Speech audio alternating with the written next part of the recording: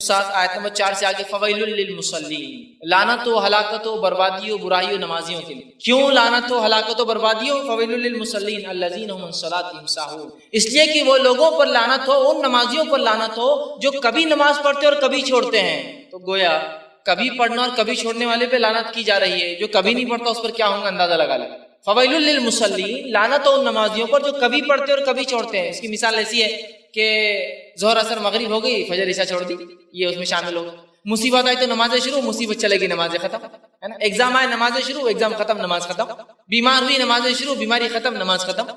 کسی چیز میں کمپٹیشن میں یا کسی اس میں مسابقے میں حصہ لیا، مسابقہ جیت گئے، نماز ختم، ہے نا۔ تو کبھی پڑھتے ہیں اور کبھی چھوڑتے ہیں، منمانے ڈھنگ سے پڑھتے ہیں، جتنی چاہے اتنی پڑھتے ہیں، حالانکہ فرض 5 ہے لیکن جب چاہے تو کہا فویل للمصلین، تو ایسے نمازیوں پر لعنت ہو جو کبھی پڑھتے اور کبھی چھوڑتے ہیں۔ تو گویا کبھی پڑھنے اور چھوڑنے والوں پر لعنت بھیجی گئی، تو مکمل اور مسلسل چھوڑنے والوں پر اللہ کتنی جو ہے لعنتوں کو اپنی اس پر، جس کو بولیں گے بے شمار لعنتیں نازل کرتا ہوں۔ ہم ایک گیس کر سکتے ہیں، اندازہ ہی لگا سکتے ہیں۔ جو پڑھ رہا ہے اور کبھی چھوڑ رہا ہے اس پہ لعنت ہے، جو ہمیشہ چھوڑتا ہے اسے کیا ہوتا ہوگا، اس سے ہم اندازہ لگا سکتے ہیں۔ نبی اکرم صلی اللہ علیہ وسلم فرماتے ہیں، صحیح بخاری کی روایت آپ نے فرمایا، کہا بنی الاسلام علی 5، اسلام کی بنیادیں 5 چیزوں پر ہوتی ہے۔ پہلا کہ تو گواہی دے کہ اللہ کے سوا کوئی معبود برحق نہیں اور محمد صلی اللہ علیہ وسلم اس کے رسول ہے۔ دوسرا نماز قائم کرے۔ تیسرا جو ہے زکوٰۃ ادا کرے۔ چوتھا جو حج کرے، اور 5واں آپ نے فرمایا وہ صوم رمضان، اور رمضان کے روزے رکھے۔ 5 باتیں فرائض میں بتائیے۔ تو گویا اسلام کی بنیادیں، بنی الاسلام علی 5، بنیادیں، ستون، عماد، جس جو کالم، جو پلر ہوتا ہے جس کے اوپر کسی چیز کی چھت ٹیکی جاتی ہے اس کو کہتے ہیں عماد، بنیاد۔ تو اسلام کی بنیادیں، اسلام جو جس چیز پر ٹکا ہے اس کے 5 کالمز اور پلر سے اسلام ٹکا ہے، اور اس میں سے سیکنڈ پلر جو ہے امپورٹنس کے اعتبار سب سے پہلا تو توحید، شہادت، اس کے بعد نیکسٹ پلر صلاح، نماز ہے۔ تو اندازہ لگائیے ہم اگر نماز کو چھوڑتے ہیں تو گویا اللہ نے جو دین، جس عماد، جن پلروں پر، جس پہ بنیاد رکھی ہے، اس بنیاد میں سے ایک بنیاد کو ہم کاٹنے والے اور ڈھانے والے بن جاتے ہیں۔ اور اسلام نے اتنی اس کی جو ہے حکم دیا کہ اس کو جو ہے دوسرا وہ کیا۔ اور اللہ کے رسول صلی اللہ علیہ وسلم کے پاس جب کوئی شخص اسلام قبول کرنے آتا، واقعات اٹھا لیجیے حدیث کی کتابوں میں، سیرت کی کتابوں میں، جب کوئی شخص اسلام قبول کرنے آتا تو نبی اکرم صلی اللہ علیہ وسلم اس کو سب سے پہلے کلمہ پڑھاتے، اور کلمہ پڑھانے کے بعد دوسرا کام جو بولتے ہو کیا ہے معلوم آپ کو؟ نماز قائم کر، اور 2 رکعت نماز پڑھنے کا اس شخص کو حکم دیا جاتا تھا۔ اندازہ لگائیے یہاں ابھی اسلام قبول کیا ہے، مسلمان بنا ہے، حق کی طرف آیا ہے، حق کی گواہی دیتی، دوسرا کام کیا کرایا جا رہا ہے اسے؟ اسی دن آپ کہتے تھے کہ جو ہے انسان اسلام کلمہ پڑھاتے تھے، اسے غسل کا حکم دیا جاتا تھا، اسے اپنے جو زندگی اس نے پہلے کفر میں گزاری اس کفر کے بالوں کو نکالنے کا حکم دیا جاتا تھا، اور فوراً اس کے بعد آپ کہتے تھے نماز قائم کرو، اور وہ شخص نماز پڑھتا تھا۔ کئی واقعات، خود عمر ابن خطاب رضی اللہ عنہ فرماتے ہیں میں جب اسلام قبول کیا آپ صلی اللہ علیہ وسلم نے مجھے غسل کا حکم دیا اور نماز پڑھا۔ تو آپ دیکھ رہے ایک نو مسلم کو اسلام قبول کرتے ہی معافی نہیں ہے کہ نہیں چلو اب اسلام قبول کیا 1-2 سال تمہارے لیے معافی ہے، اس کے بعد تو نمازی بن جانا، اس کو کوئی آپشن ہی نہیں ہے۔ جب رب پر ایمان لایا تو اگلا فریضہ اس کے لیے تیار ہے، وہ کیا ہے؟ صلاح، نماز قائم کرنا۔ اور آج ہم جو ہے پیدائشی مسلمان ہونے کا دعویٰ کرتے ہیں، اور کس دھڑلے سے اور کس آسانی سے نماز کو چھوڑتے ہیں۔ اللہ رحم کرے، ہمیں اگر اللہ رب العزت معاف نہ کرے تو یقیناً ہم تو بہت خسارہ اٹھانے والا ہوں۔ کس دھڑلے سے چھوڑے؟ بالکل نماز کا کیا ہے؟ اور حالت یہ ہے کہ 2 دوست، 2 مسلمان، 2 بھائی ایک ساتھ بازار میں جاتے ہیں، ایک ساتھ گھر میں بیٹھے ہوتے ہیں، ایک ساتھ کسی جگہ ہے، ایک کہتا ہے میرے بھائی نماز کو چلو، دوسرا کیا کہتا ہے؟ تم جا کے آؤ، سبحان اللہ، تم جا کے آؤ۔ ایک کفر اختیار کرتا اور ایک ایمان پہ چلتا ہے۔ ایک ہی وقت میں 2 بھائی ہے، 2 دوست ہے، 2 بزنس پارٹنر ہے، ایک ہی وقت ہے، ایک کہتا ہے تم جا کر آؤ، گویا ایک کفر اختیار کرتا ہے اور دوسرا ایمان پر باقی ہے۔ کیا عجیب حال ہو گیا نا۔ اللہ کے رسول صلی اللہ علیہ وسلم فرماتے ہیں قیامت سے پہلے ایسے حال آئیں گے کہ انسان صبح گھر سے نکلے گا اور ایمان کے ساتھ شام میں کافر بن کے آ جائے گا، ہے نا۔ صبح نکلے گا ایمان والا، یا شام میں نکلے گا ایمان سے، صبح کافر بن کے آ جائے گا۔ شاید وہ حال ہم نے اپنے اوپر خود لا لیا ہے کہ نمازوں کو چھوڑنا کفر ہوتا ہے۔ آپ دیکھیے وہ کہہ رہے نہیں آپ پڑھ کے آئیے میں ذرا بیٹھتا ہوں۔ اندازہ لگائیے نماز کی مطلب کوئی قدر، کوئی اہمیت نہیں ہے، جس نماز کے لیے صحابہ تڑپ رہے تھے کہ اللہ رب العزت جس نے اتنے فضل، اتنے کرم، اتنی جو ہم پر نعمتیں برسائی ہے، اس کے بدلے ہم کچھ کرے اس رب کے لیے، اور وہ نماز تھی جو دی گئی، اس کے لیے ترس رہے تھے کچھ نازل ہو۔ اور ہمارا حال یہ ہے کہ ہمیں دیا گیا ہم پڑھتے نہیں ہیں۔ نبی اکرم صلی اللہ علیہ وسلم جب ایمان مطلب آ رہا تھا، ابتدائی مکی دور تھا، نماز فرض نہیں ہوئی تھی، تب بھی آپ جو ہے 3 وقت نمازیں پڑھتے تھے، اور 2-2 رکعت ہوا کرتی تھی وہ نمازیں، صبح دوپہر اور شام میں 2-2 رکعت۔ صحابہ بھی چھپ چھپ کر نمازیں پڑھا کرتے تھے، 2-2 2 رکعت کی شکل میں، حالانکہ نماز فرض نہیں تھی ابھی، لیکن پڑھا کرتے تھے. ابھی تو فرض نہیں ہوئی، جب فرض ہوگی تو صحابہ تو خوش ہو اٹھے تھے کہ ان کے رب نے جو اتنے فضل اور کرم ان پر کیے، آخرت میں جنت دینے والا ہے. کچھ تو چیزیں جو ہم پر فرض کی ہے جس کو عمل میں لائے، اور آج ہم سوچتے کہ کاش کہ اللہ تعالیٰ نے جو ہے نماز فرض نہیں کرنا تھا یار، باقی سب چل جا رہا. روزہ جم جاتا اپنے کو 1 مہینہ، کوئی بہت مشکل نہیں جاتی، اتنی بھوک تو برداشت کر لیتے ہیں. زکوٰۃ کا بھی کوئی بہت بڑا مسئلہ نہیں ہے یار، مال کا ہی معاملہ ہے، دے دیں گے اٹھا کر. حج کا معاملہ تو پیسے ہے تو نہیں تو وہ تو کوئی مسئلہ ہی نہیں ہے نا. تو یہ تھوڑا سا آسان دکھ رہا. توحید تو معاملہ ماشاءاللہ ہی نہیں، ہم تو توحید پرست ہیں، ہم اللہ سے شرک نہیں کریں گے.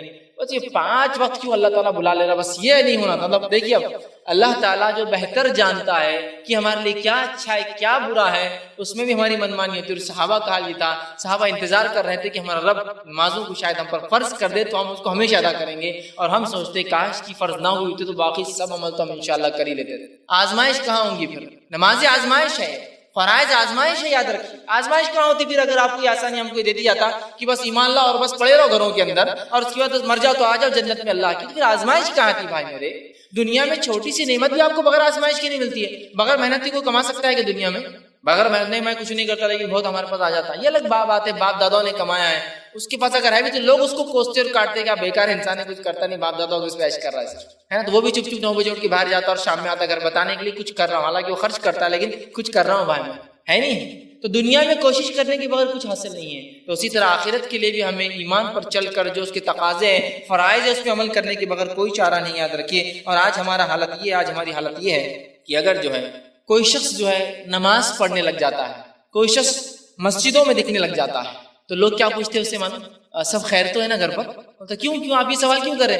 نہیں جیسا ایسا لگا ایگزام میں شاید آپ آنا شروع ہو گئے، کوئی مصیبت تو نہیں آئی نا آپ پر؟ نہیں آپ مسجد میں آ رہے تو اس لیے پوچھ رہے، کوئی مسئلہ تو نہیں ہے، کوئی بیماری تو نہیں لگ گئی نا آپ کو؟ نہیں سب ٹھیک ہے. نہیں آپ مسجد آ رہے تو پوچھنا پڑا کہ بیمار تو نہیں، آپ مسجد شروع ہو گئے اس لیے کہ آپ ایگزام سے ایگزام دکھتے، مارچ ٹو مارچ دکھتے بہت سالوں سے، اور بیماری سے بیماری نظر آتے، بزنس جب بند ہو گیا تو جب نظر آتے اس کے بعد نہیں ہے. تو گویا اگر ایک انسان نمازی بن جاتا ہے تو لوگ اس سے خیر خیریت پوچھنا شروع کر دیتے، بھائی سب ٹھیک تو ہے نا گھر میں؟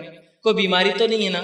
کوئی مصیبت تو نہیں ہے نا؟ اس لیے کہ ہم نماز کو تبھی تو استعمال کرتے ہیں جب ہم بیمار ہو جاتے ہیں، مصیبت زدہ ہو جاتے ہیں، بزنس ڈوب جاتا ہے، بچے بگڑ جاتے ہیں، لڑکی بھاگ کر چلے جاتی ہے، لڑکا بھگا کر لا لیتا ہے، اس نے منع کر دیا، تو اللہ کے راہ میں جو ہے پھر اللہ کے جو ہے دین پر عمل شروع، نمازی بن گئے بالکل، تسبیح ہاتھ میں چالو ہے، مسجد سے اٹھا کے لے جانا پڑ رہا، نکل رہے نہیں خود سے. اور اس کے بعد جب وہ معاملہ حل ہو گیا، کیس ختم، معاملہ ختم، اللہ نے نعمت دے دی، تجارت چل گئی، فلاں ہو گئی، اس کے بعد پھر لوگ پوچھتے شاید سب اچھا چل رہا، کیوں نہیں وہ آپ مسجد نہیں آ رہے ہیں؟ ایسا لگا اچھا چل ہی رہا ہے، ایسے کہ مسجد آ رہے تھے آپ ہے نہیں.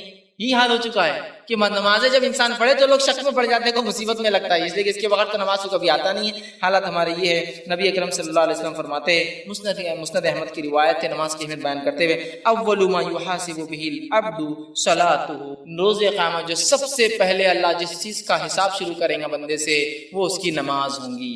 پہلا حساب اللہ کے حق میں جو ہوگا وہ نماز، اور پہلا حساب بندوں کے حق میں جو ہوگا خون کا ہوگا. تو بندے کا جو اللہ جب معاملہ کریں گا اپنا، تو توحید تو بہرحال ہے، نماز سب سے پہلی چیز ہے جس کا حساب ہوگا. جامع ترمذی کی روایت اللہ فرمائیں گا بندے کی نماز دیکھو، سب سے پہلے اس کی نماز دیکھی جائیں گی.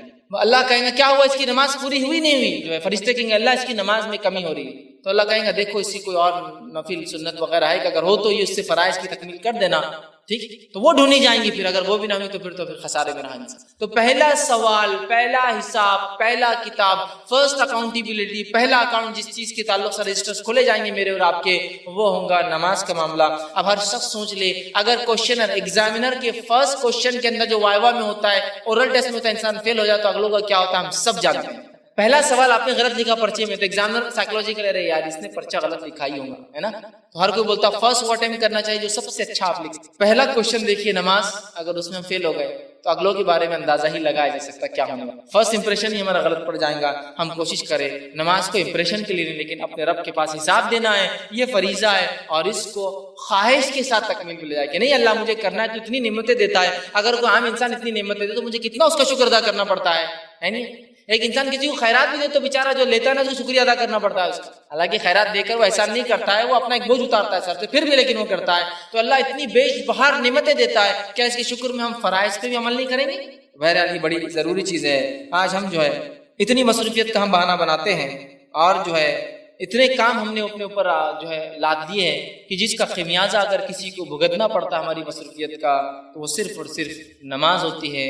اور آج جو ہے نماز کا ایسا معاملہ ہو چکا ہے کہ ہم بہت کم اسے ادا کرتے ہیں. حالانکہ نماز کی ادائیگی پابندی سے کرنا اس کی خاص تاکید اللہ کی کتاب نے دی. اللہ رب العزت سورہ انعام سورہ نمبر 6 آیت نمبر 92 فرماتا اور کہتا ہے والذین یؤمنون بالآخرۃ یؤمنون بہ، جو لوگ ایمان لاتے ہیں آخرت پر وہ ایمان لاتے ہیں اس قرآن پہ.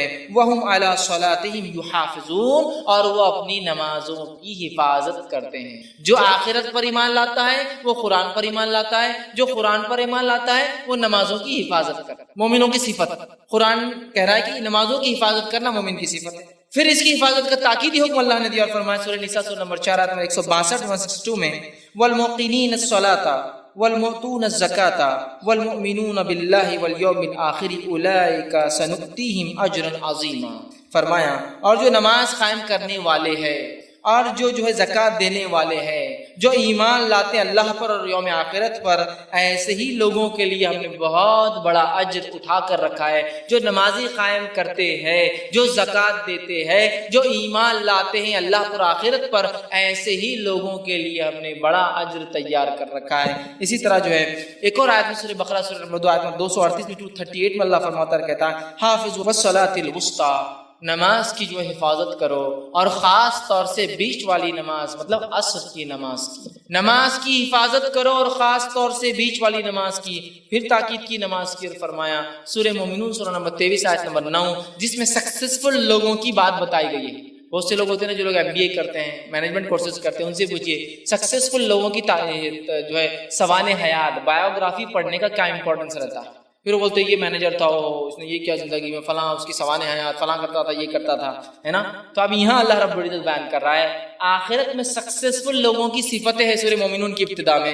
اس میں سے ایک صفت جو سکسیسفل جو لوگ آخرت میں جو کامیابی اٹینڈ کریں گے ان کی ایک صفت کیا ہے اللہ بیان کر رہا ہے والذین هم علی صلاتہم یحافظون. اور آخرت میں کامیاب لوگوں کی ایک صفت ہے وہ اپنی نمازوں کی بڑی حفاظت کرتے ہیں. اس کو سید کے جوت کے رکھتے ہیں کہ بھول نہ جاؤں، چھوٹ نہ جائے، غفلت نہ ہو جائے، سو نہ جائے، کہ میری سواری ایسی جگہ نہ رکے تو کچھ نہ کچھ پہلے انتظام کر لوں. وضو کا کیا معاملہ ہوگا، پانی نہیں تو تیمم کے لیے کیا تیاری کر کے نکلتا ہوں، طہارت چونکہ ضروری ہے تو طہارت کا انتظام ہے نہیں ہے اس جگہ اس کو دیکھ لوں، نہ ہو تو ڈھیلوں کا انتظام پہلے سے کر کے سفر میں نکلوں. سب پہلے سے حفاظت کرتے رہتے ہیں. حفاظت سمجھتے ہیں نا، حفاظت میں کوئی ایک چیز نہیں آتی، اوور آل مکمل طور سے اس کو سیف گارڈ کرتے ہیں. تو کہا مومن وہ ہے جو اپنی نمازوں کی حفاظت کرتے ہیں. بہت سارے لوگ نمازوں کی حفاظت کرتے ہیں جس شہر میں سفر میں گئے تو پوری نماز گئی، یہاں سے دلی گئے تو دلی میں اگلی نماز. ارے کیوں؟ طہارت کا مسئلہ، ٹرین میں پانی نہیں رہتی، تو پھر حفاظت والے کام ہے آپ نماز کے. جب آپ نکلے تھے ٹرین کے سفر تو آپ کو یاد رکھنا چاہیے تھا طہارت کے لیے پانی شاید نہ ہو تو ڈھیلے پہلے سے تیار کر کے پیکٹ میں بند کر کے لے کے چلو کہ طہارت کرنے کی ضرورت پڑ گئی تو. اور اگر پانی نہ ہوا تو طہارت وضو بھی کرنا ہے، نہ ہوا تو مٹی چھان کر ایک پنی میں ڈال کے لے جاؤ کہ تیمم کی ضرورت پڑے تو ٹرین میں مٹی کہاں ملے گی، گندگی ہوتی ہے وہاں تو، ہے نا. تو پھر میں مٹی بھی لے جاؤں تاکہ تیمم کے لیے مٹی بھی تیار. یہ تو مانا حفاظت کرنے والے اپنی نماز کو سیف گارڈ کر کے رکھتے ہیں. میری بس اگر چھوٹ جاتی ہے تو بس رکیں گے نہیں اگلے مقام پہ، اس لیے کہ بہت لمبا ہے، تو پھر بس والے سے بات کر کے اچھا ایسا ہے کہ چلو میں نماز کے وقت کب شروع ہوتا ہے کب ختم ہوتا ہے، آج تو ماشاءاللہ اینڈرائڈ کا زمانہ آسانی سے پتہ چل جاتا ہے، چلو ٹائم تو ہو گیا پڑھ لیتا ہوں، اس لیے کہ پھر بس رکنے والی نہیں بہت لمبا. یہی تو حفاظت، سیف گارڈ کرنا اپنی نمازوں کو. تو کہا والذین هم علی صلاتہم یحافظون، اپنی نمازوں کی حفاظت کرتے رہے، اس کے بارے میں غور و فکر کرتے، وہ چاہتے ہیں کہ نمازیں ان سے نہ چھوٹے اور مکمل حفاظت کے ساتھ وہ اپنی نمازوں کو ادا کرے. یہ صفت ہے. موطا امام مالک کی روایت ہے، آپ صلی اللہ علیہ وسلم فرما رہا ہے یقیناً میرے نزدیک، آپ سب فرما رہے یقیناً میرے نزدیک تمہارے امور میں سے سب سے اہم اور ضروری کام، یقیناً میرے نزدیک تمہارے امور میں سے سب سے اہم اور ضروری کام نماز ہے. کیا فرما رہے آپ وسلم؟ تمہارے معاملے میں سب سے اہم چیز جو حکم میں تمہیں دے رہا ہوں، جو امور تمہیں دیے گئے، سب سے اہم چیز نماز ہے. پھر آگے فرماتے ہیں ضروری کا کام نماز ہے. جس شخص نے اس کی پابندی کی، اس پر جو ہے کاربند رہا، جس نے پابندی کی، اس پہ اڑا رہا، اس نے اپنا دین محفوظ کر لیا. جس نے نماز پڑھی اس نے اپنا دین محفوظ کر لیا، اور جس نے اسے ضائع کر دیا وہ دوسرے معاملات میں بالاولی سست اور کوتا ہوں گا. پتہ یہ چلا رسول اللہ فرما رہے ہیں جو نماز میں سستی برتتا ہے اس کا مطلب دنیا کے کاموں کے لائق وہ آدمی نہیں ہے. جو اللہ کا جو حق ہے اور سب سے پہلا امپورٹنٹ کام ہے اگر وہ نہیں کرتا ہے تو اس پہ ٹرسٹ مت کیجیے کہ آپ کے دوسرے کام بھی کر سکتا ہوں، وہاں بھی وہ سستی برتیں گے. سمجھ رہے ہیں بات؟ کتنی بہترین بات آپ بتا رہے ہیں. اسی طرح جو ہے اللہ رب العزت نے جو ہے نماز کو جو ہے نجات کا ذریعہ بنایا ہے. یاد رکھیں یہ نجات کا سکسیس کا یہی ذریعہ ہے اور نماز نجات کا ذریعہ. اس کے تعلق سے سورہ حج سورہ نمبر 22 آیت میں 77 میں اللہ فرماتا ہے کہتا ہے یا ایھا الذین آمنوا ارکعوا واسجدوا واعبدوا ربکم وافعلوا الخیر لعلکم. اے وہ لوگو جو ایمان لائے ہو، ورکعوا رکوع کرو، واسجدوا سجدہ کرو، وَاعْبُدُوا رَبَّكُمْ اپنے رب کی عبادت کرو، وَافْعَلُوا الْخَيْرَ اور اچھے اچھے کام کرو خیر کے، لَعَلَّكُمْ تُفْلِحُونَ اگر تم کامیابی سکسیس اور جو ہے آخرت میں کامیابی اور فلاح چاہتے ہو تو یہ سب کام کرو، رکوع کرو، سجدے کرو، عبادت کرو، خیر کے کام کرو اور تاکہ تم آخرت میں جو ہے کامیاب بنو. تو کامیابی کے لیے یہ ایک ذریعہ ہے. کیا کرنا ہے ہمیں؟ نماز قائم کرنا ہے. آج ہم جو لوگ نماز نہیں پڑھتے ان کو کامیاب سمجھتے. ایک انسان کو اللہ اگر دنیا کا سب کچھ بھی دے دے اور اگر نمازی ہی نہیں ہے تو سمجھ لیجئے یہ لوزر ہے، ناکام ہے.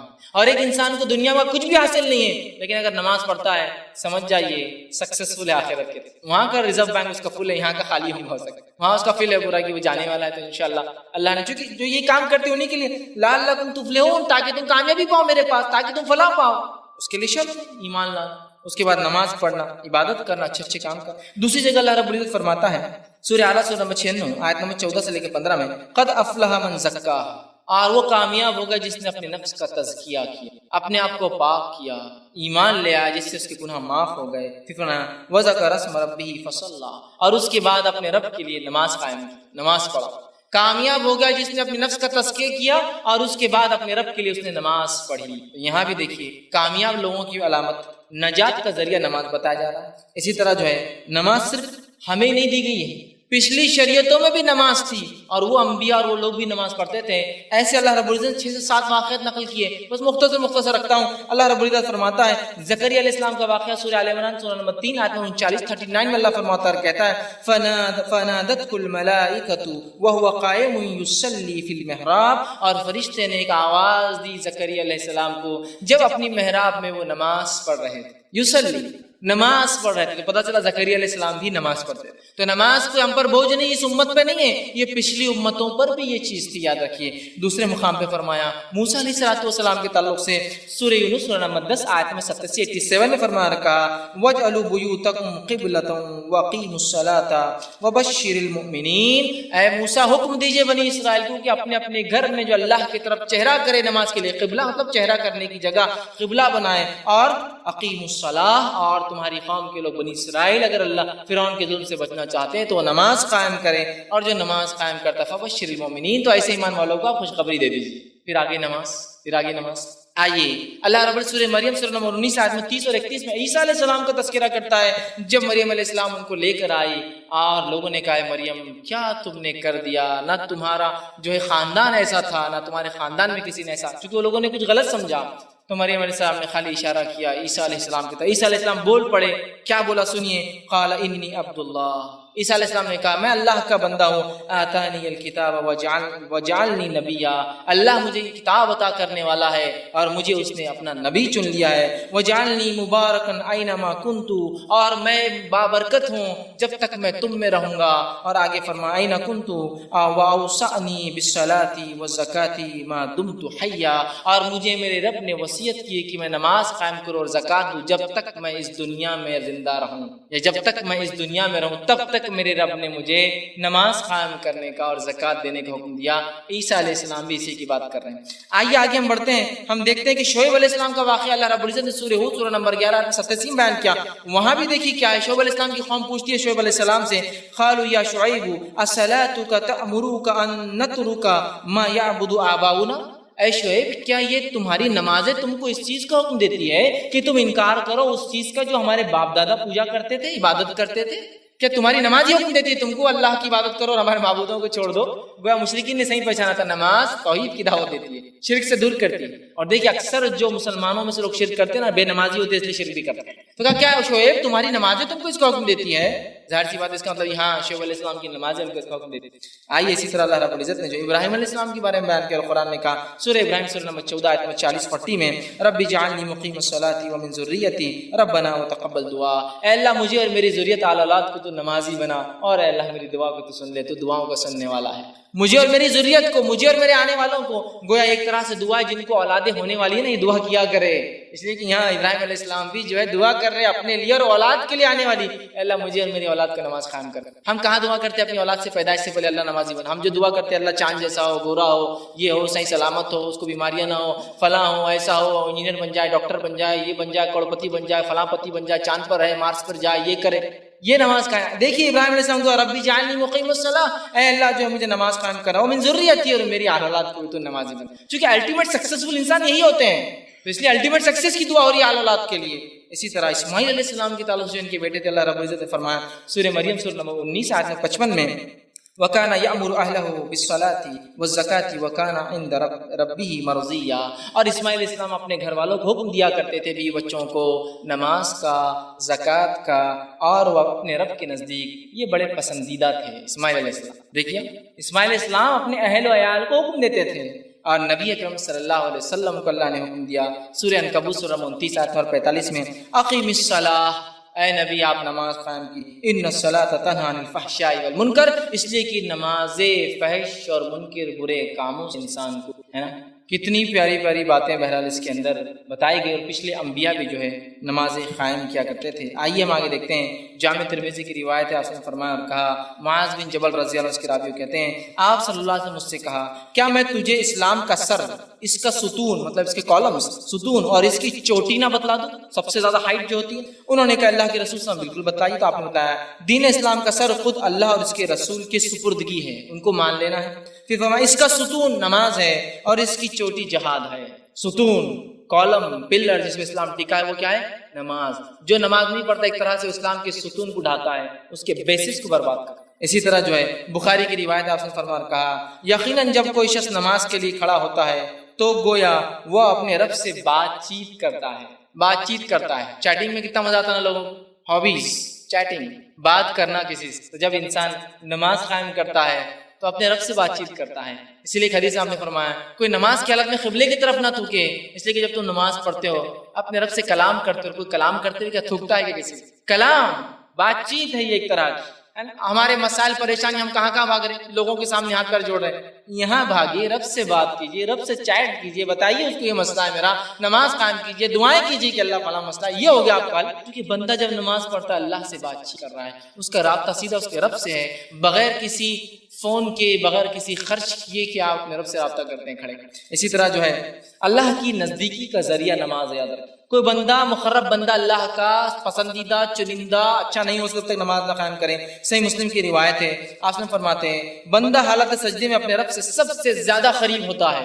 وہ نماز کا ایک پارٹ ہے صرف سجدہ، تو کہا سجدے میں سب سے زیادہ قریب، مطلب اللہ سے قریب ہونا ہے تو سجدے کرنا پڑے گا. اور افسوس کی بات یہ کہ ہاں بہت سے لوگ جو لوگ نماز نہیں پڑھتے ان کو اللہ سے قریب سمجھتے ہیں، اور بہت بڑے ولی ہیں، کبھی نماز نہیں پڑھتے لیکن او ماشاء اللہ، لیکن نماز کیوں نہیں پڑھتے؟ نہیں، یہ بخشا ہے، ان کو ضرورت نہیں. انبیاء علیہ الصلوۃ والسلام کے 7 کے تذکرے کیا میں نے نماز کے، ان کو ضرورت نہیں، لیکن ماشاءاللہ ان کو ضرورت تھی، لیکن پورے 7 انبیاء اور بھی ہے. سلیمان علیہ السلام کا تذکرہ ہے، داؤد علیہ السلام کا، میں نے اتنے نہیں لی چونکہ وقت نہیں تھا. اور بھی تذکرے انبیاء کے، نماز کا تذکرہ ان کے ساتھ بھی لیکن وقت نہیں تھا، بلکہ صرف 7 کا رکھا آپ کے ساتھ. اندازہ لگے سب سے زیادہ قریب نماز کی حالت میں ہوتا ہے. ظاہر سے سب سے قریب بندہ بھی وہی جو رب کے نزدیک ہوتا ہے، نماز قائم کرتا ہے. اسی طرح جو ہے نماز جو ہے اپنے رب سے محبت کی علامت ہے. جو شخص نماز پڑھتا ہے وہ اللہ سے محبت کرتا ہے. اس کا مطلب یہ ہے، بخاری کی روایت ہے، ابو ہریرہ رضی اللہ عنہ فرماتے ہیں، کہتے ہیں آپ صلی اللہ علیہ وسلم نے فرمایا اور کہا جو ہے اور میرا بندہ جن جن عبادتوں سے، مطلب حدیث قدسی ہے جس میں اللہ فرماتا ہے، آپ نے فرمایا اور میرا بندہ جن جن عبادتوں سے میرا قرب حاصل کرتا ہے، نزدیکی حاصل کرتا ہے، ان میں سب سے زیادہ میں جو عبادت کو پسند کرتا ہوں وہ فرائض ہے. جس عبادت کے ذریعے ہم اللہ سے سب سے زیادہ قریب جا سکتے ہیں وہ کون سی عبادت ہے؟ فرض عبادتیں ہیں، توحید، نماز، روزہ، زکوٰۃ، حج. پھر اللہ فرماتا ہے، کہتا ہے اس کے بعد جب میرا بندہ نفل ادا کرتا ہے فرض کے بعد، تو اللہ فرماتا ہے مجھ سے اتنا نزدیک ہو جاتا ہے کہ میں اس سے محبت کرنے لگتا ہوں. فرض کے بعد نفل، یہ نہیں کہ آپ سے نفل ہی پڑھ رہے ہیں، فرض کا کیا نہیں فرض نہیں ہوتی، اپنے نفل کا بولتے ہیں، اور رات میں تہجد ہو رہی، فجر غائب. سب سے زیادہ میں جس چیز کو پسند کرتا ہوں بندے کے معاملے میں وہ ہے فرائض. اور پھر اس کے بعد جب وہ نفل ادا کرتا ہے فرائض کے بعد، تو بس اللہ کہتا ہے میں اس سے اتنا قریب ہو جاتا ہوں کہ میں اس سے محبت کرنے لگ جاتا ہوں. نہ صرف بندہ اللہ سے محبت کی علامت ہے نماز، اللہ کی محبت بھی بندے کو آتی نماز کی وجہ سے۔ اسی طرح جو ہے نماز نعمتوں کی شکر گزاری ہے، جو بندہ نماز پڑھتا ہے اپنے رب کی جو نعمتیں اللہ نے دی اس کی شکر گزاری کرتا ہے۔ جامع ترمذی کی روایت ابوبکر صدیق رضی اللہ عنہ اس کے راوی فرماتے ہیں یقیناً نبی اکرم صلی اللہ علیہ وسلم کے پاس اگر کوئی ایسی خبر لائی جاتی جس سے آپ صلی اللہ علیہ وسلم خوش ہوتے تو اللہ تعالیٰ کا شکر ادا کرتے اور سجدہ کرتے، مطلب نماز قائم کر لیتے۔ خوشی کی کوئی خبر آئی کہ آپ سجدہ کر رہے ہیں، گویا یہ شکرانہ ہے نماز ایک طرح سے۔ 5 وقت ہم پڑھتے، اللہ زندگی دی، اچھی زندگی تھی، روزی دے رہا ہے، اولاد دی، تمام تر سہولتیں دی، اور اگر کچھ نہ بھی دیا تو ایک صحیح سالم جسم دیا نا۔ کبھی ہوتا ہے کہ کچھ بھی نہیں انسان کے پاس لیکن اس کے پاس ایک جسم تو اللہ نے سب کچھ دیا ہے نا، صحیح سالم بالکل اچھا خاصا، ورنہ بیمار پیسہ ہے بیماری کیا کرے گا آدمی ہے نا، تو دیکھیے اس پہ خوش تو اللہ کا شکر ادا کرتا ہے، ٹھیک، تو آپ سے سجدے میں چلے جائے، نماز قائم۔ اسی طرح نماز جو ہے کا اجر جو ہے بے حساب، اس کا بدلہ بے حساب ملے، حالانکہ فریضہ ہے لیکن ادا کرو تو فائدہ بھی پاؤ، کمپلسری ہے، کرو اور فائدہ بھی پاؤ۔ اللہ کے رسول فرماتے، صحیح مسلم کی روایت میں عائشہ رضی اللہ عنہا فرماتی ہے، کہتی ہے نماز فجر سے پہلی والی 2 سنتیں اللہ کے رسول نے فرمایا دنیا و ما فیہا، اس میں جو کچھ ہے اس سے بہتر ہے، دنیا اور اس میں جو کچھ ہے، صرف فرض نہیں، صرف نماز کی 2 سنتیں جو فجر کی نماز سے پہلے ہوتی ہے، رسول اللہ فرماتے دنیا و ما فیہا، دنیا اور اس میں جو کچھ ہے ان سے زیادہ بہتر۔ صرف 2، ابھی نہیں، سنت کی بات ہو رہی ہے، فرض کا کیا حال ہوگا پھر جب 2 رکعتیں سنت جو فجر سے پہلے ہے وہ دنیا و ما فیہا سے زیادہ افضل ہے، تو فرائض کا کیا حال ہوگا بس اندازہ گیس ہی کیا جا سکتا ہے۔ آگے آئیے، نماز کے تعلق سے نماز تحفہ آسمانی ہے، یہ ایک جس کو ہم کہیں گے آسمانی تحفہ ہے ہم کو، جو ڈیوائن گفٹ ہے جو دیا گیا، اس لیے کہ بخاری کی روایت ہے رسول اللہ صلی اللہ علیہ وسلم معراج پر گئے، معراج پر جانے کے بعد ایک مقام سے ایک جو آسمان سے گزرے، رب کے پاس گئے، رب نے سورہ بقرہ کی آخری دعا تھے آپ کو نوازی، اور اس کے ساتھ ایک تحفہ دیا، اور وہ تحفہ کیا تھا؟ نماز تھا۔ جس دن یہ تحفہ ملا بڑے شوق سے مناتے لوگ اس کو، معراج کی رات، تحفے کی رات، نماز کی رات، اور اکثر معراج میں نماز پڑھنے والے معراج سے معراجی دکھتے بعد میں نہیں ملیں گے آپ، مطلب گفٹ جس دن ملا اسی دن سلام دینے والے کو، اور اس کے بعد غائب، پھر پیٹ۔ گفٹ یہ تحفہ تو آسمانی ہے، اس لیے کہ ساری عبادتوں کے لیے عبادتوں کو بھیجا گیا، اور یہ ویسی عبادت ہے جس کو بلا کر دیا گیا، اس کی فضیلت سمجھ۔ روزہ نیچے آیا، زکوٰۃ نیچے حکم آیا، حج نیچے حکم آیا، توحید نیچے حکم آیا، فرشتہ لے کے آئے، نماز بلا کر دی گئی، سبحان اللہ، اہمیت سمجھ لیجیے۔ ساری عبادتیں فرض بھیجے گئے، یہ بلا کر دی گئی، اس لیے میں کہہ رہا ہوں تحفہ آسمانی ہے، اور آسمان پر بلا کے دیا گیا، ویسے ساری عبادت آسمان سے یا اللہ کے پاس سے آئی ہے، یہ تحفہ آسمانی بلا کر دیا گیا۔ اور اس کی خصوصیت یہ ہے، معلوم آپ کو، کہ یہ ساری عبادت اسلام کی چاند سے چلتی ہے، نماز کی فضیلت یہ ہے یہ سورج سے چلتی ہے، سب سے ہٹ کر۔ حج کا ایک سیزن ہے، ذی الحجہ کا مہینہ، چاند سے کیلکولیٹ ہوتا ہے نا، ساری عبادتیں دیکھیں۔ زکوٰۃ کے لیے 1 سال گزرنا ہے، وہ بھی چاند سے ہوتا ہے، 355 دن، وہ بھی چاند سے۔ لیکن یہ ایک ایسی عبادت ہے جو سورج سے چلتی، سورج نکلنے سے پہلے، سورج بیچ میں ہٹ گیا تو، سورج ڈھلنے لگے تو، سورج ڈوبنے کے بعد، اور رات کے حصے میں، تو ساری عبادتیں چاند سے جڑی ہے، اور یہ سورج سے جڑی عبادت ہے، اس سے بھی اس کی فضیلت پتہ چلتی ہے، یاد رکھیے۔ اسی طرح جو ہے نماز گناہوں سے پاک کر دیتی ہے۔ صحیح بخاری کی روایت، آپ نے صحابہ سے پوچھا کیا تم میں سے کوئی شخص جس کے گھر کے سامنے ایک ندی بہ رہی ہو اور اس میں وہ 5 وقت غسل کرتا ہے تو کیا اس کی آنکھ پہ کوئی میل کچیل باقی رہیں گا؟ صحابہ نے کہا بالکل نہیں۔ تو کہا ایسی مثال اس مومن کی جو 5 وقت نماز پڑھتا ہے، اللہ سارے گناہ اس کے معاف کر دیتا ہے، اس کی وجہ سے گناہوں کو مٹانے کا ذریعہ، حالانکہ فریضہ ہے، بدلہ بھی دیتا ہے، اور اس کے ساتھ ساتھ گناہوں کو مٹاتا ہے۔ ہمیں چاہیے ہم نماز کی پابندی کریں۔ اسی طرح جو ہے نماز جنت کا ذریعہ ہے، یاد رکھیے۔ اللہ رب العزت فرماتا ہے سورہ معارج سورہ نمبر 17 آیت نمبر 34 اور 35 میں کہا فرمایا والذین هم علی صلاتهم یحافظون اولئک فی جنات مکرمون، وہ لوگ جو اپنی نمازوں کی حفاظت کرتے ہیں وہ اکرام والی جنتوں کے اندر داخل ہوں گے، عزت والی جنتوں میں جہاں ان کی عزت توقیر اکرام کیا جائے گا اس میں داخل۔ تو نماز جنت میں جانے کا ذریعہ ہے، اس لیے نماز پڑھو، اکرام والی جنت میں داخل ہو۔ نماز جہنم سے نجات کا ذریعہ ہے، جہنم سے بچنے کا طریقہ ہے۔ صحیح مسلم کی روایت ہے، عمر رضی اللہ عنہ فرماتے ہوئے کہتے ہیں جو شخص نماز فجر اور عصر پڑھے گا وہ ہرگز آگ میں داخل نہیں ہوگا۔ جو شخص نماز فجر اور عصر پڑھے گا وہ ہرگز جہنم میں داخل نہیں ہوگا۔ اب یہ 2 نمازوں کے تعلق سے کیوں کہا گیا حالانکہ فرض تو 5 ہے؟ وہ اس لیے کہ یہ 2 نمازوں میں انسان زیادہ کوتاہی کرتا ہے پڑھنے میں، جیسا کہ فجر سونے میں چلے جاتی ہے اور عصر بھی سونے اور چائے میں چلے جاتی ہے، اس میں کمزوری آتی ہے انسان میں، اس لیے خاص طور سے کیا گیا، ورنہ ہر نماز وجہ ہے۔ تو کہا جو فجر اور عصر پڑھیں گا اللہ اس کو آگ نہیں دکھائیں گا جہنم کی عادت۔ کتنی بڑی بات جو ہے کہی جا رہی ہے۔ اسی طرح جو ہے نماز جو ہے اپنی حفاظت کا ایک ذریعہ اللہ سے، معلوم نماز ایک حفاظت کا ذریعہ۔ صحیح مسلم کی روایت آپ نے فرمایا کہا جندب خصی رضی اللہ عنہ کے راوی وہ کہتے ہیں جس شخص نے صبح کی نماز پڑھی بس وہ اللہ کے امن و امان میں آ گیا. جس نے فجر پڑھ لی اللہ نے اس کا ذمہ لے لیا آج, اور جس نے فجر نہیں پڑھی سمجھ لو اس کا ذمہ ختم ہو گیا ہے نا. ایک صحابی کا واقعہ, وہ آیا کہ اللہ کے رسول یہ میرا جو اونٹ ہے جس پہ تھے وہ یہ سنتا نہیں میری بات, کیا نہیں کرتا, بات نہیں سنتا میری. صحیح روایت ہے. آپ صلی اللہ علیہ وسلم اونٹ کے پاس گئے, اس اونٹ نے آپ کے کان مبارک کے پاس اپنا چہرہ لایا اور کچھ کہا. صحابی نے کہا اس نے کیا کہا؟ تو کہا تمہاری کمپلین کر رہا تھا, شکایت کر رہا تھا. کہا کیا کہا کہ میں اس لیے اس کی بات نہیں سنتا اللہ کے رسول کہ یہ فجر کی نماز کو نہیں اٹھتا. اس سے ہم عام زبان میں کہہ سکتے ہیں کسی کی مشین برابر نہیں چل رہی, کارخانہ ٹھپ ہو جا رہا, چیزیں سسٹم برابر نہیں ہے, ورکر ساتھ نہیں دے رہے, لوگ چھوڑ کے بھاگ جا رہے, فجر میں گڑبڑ ہے. کہ تو وہ اونٹ ساتھ نہیں دے رہا تھا فجر میں گڑبڑ کی وجہ سے. یہ فجر نہیں پڑتا بول کے میں اس کی بات نہیں سنتا, دن بھر کہیں بھی بھاگ جا رہا, سن رہا نہیں, اس کو ہکالا جا رہا تو مان رہا نہیں. ہو رہا ہے, ہو سکتا ہے ایسا ہے نا. فجر نہیں پڑھ رہے آپ, بزنس نہیں چل رہا, ہوں گا کیوں نہیں ہوگا. لوگ آپ کی بات نہیں مان رہے, ہوں گا. مچھلی لا رہے بار بار بگڑ جا رہی, فجر شروع کر دیجیے, چل رہے کہ سب معاملے درست ہوتے جاتے ہیں. چونکہ جانور اطاعت نہیں کر رہا ہے کہ انسان کی جو فجر کی نماز نہیں پڑھ رہا, جانور نہیں کر رہا تو فرشتے کیا پھٹکیں گے اس آدمی کے نزدیک, اور کیا اللہ کی رحمت آئیں گے ایسے آدمی کے, ہے نا. دیکھیے تو کہا یہ حفاظت کا ذریعہ, جس نے پڑھ لی بس وہ تو آج حفاظت میں آ گیا. اسی طرح نماز جو ہے جہنم کی آنکھ کو ٹھنڈا کر دیتی ہے, صرف دنیا میں نہیں آخرت میں حفاظت کرتی ہے. طبرانی کی روایت آپ نے فرمایا جب اذان ہوتی ہے تو فرشتے کہتے ہیں لوگوں اٹھو, اور جو آنکھ تم نے اپنے لیے برے اعمال کر کے جلائی اس کو بجھاؤ, ٹھنڈا کرو, جاؤ نماز کے لیے. مطلب نماز کو جانے سے جہنم کی آنکھ ٹھنڈی کر دی جاتی ہے. فرشتے کہتے ہیں لوگوں اٹھو, جاؤ مسجد کی طرف, اور جو آنکھ تم نے اپنے لیے جلائی ہے بدعمالیوں سے ٹھنڈی کر لو اس کو. نماز پڑھنا جہنم سے نجات کا ذریعہ, آنکھ کو بجھانے کا ذریعہ ہے. نمازی اللہ کا مہمان ہوتا ہے, اس سے بڑی کیا بات ہو سکتی, کیا فضائل ہے نماز, مہمان ہے. آپ نے فرمایا طبرانی کی روایت ہے مسجد میں آنے والا نمازی اللہ کا مہمان ہے.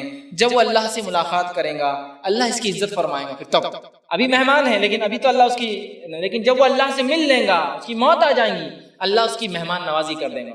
اب آپ اندازہ لگائیے, میزبان مہمان کے گھر اور اس کی حیثیت سے اندازہ لگا لیتا ہے کیا میزبانی ہونے والی ہے اندر, ہے نہیں.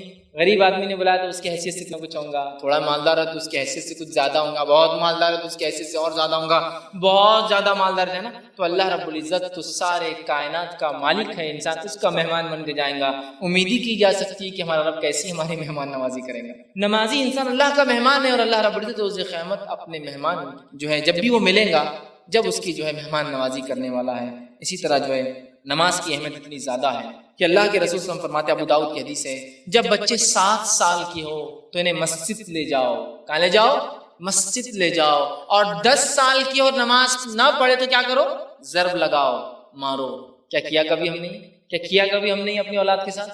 کہیں ایسا تو نہیں ہماری اولاد آج ہم کو بددعا دیتی ہے باپ نے عادت نہیں لگائی بول کے آج ہم نمازی نہیں. 7 سال کی ہو تو مسجد لے جاؤ. ہمارے پاس بچہ بڑا ہو رہا ہے, 7 سال ایسی عمر ہوتی ہے جب بچہ بولتا ہے, اس کے اپنے آئیڈیاز ہوتے ہیں, ایک بولنے کی عمر ہو جاتی ہے. ہم اس کو بازار لے جا رہے ہیں, گھمانے لے جا رہے ہیں. اب بڑے ہو گئے تو ٹرین کا سفر کریں گے, بیٹا تم, میں جہاز میں لے جاؤں گا, 7 سال کا وعدہ تھا, سب کر رہے ہیں, سوائے اس کی جو کہا جا رہا ہے نماز کی تاکید کرو. اور اگر 10 سال تک 3 ایئرس کی پیریڈ میں بھی عادی نہ بنے تو پھٹکا لگا. کبھی نماز کے لیے مارا بچوں کو؟ میں یہ نہیں کہہ رہا ہوں والدین کو کہ بچوں کو آپ ماریے نماز کو بہانہ بنا کے, میں کہہ رہا ہوں کیا نماز کے لیے کبھی آپ نے بچہ نہیں پڑھا تو مار لگائی؟ مہمانوں کے سامنے بری حرکت کری آپ نے مار لگائی, مہمانوں کے سامنے شربت گرا دیا آپ نے مارا, آپ کے کپڑوں کو خراب کیا آپ نے مارا, دروازے پہ کچھ لگا دیا مارا, دیوار پہ کچھ کیا مارا.